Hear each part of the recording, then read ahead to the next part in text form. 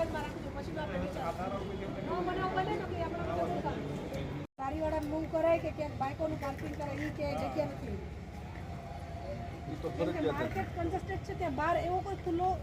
ground નથી એમ plot નથી એ જગ્યાએ કદાચ અમે ગમતી રહે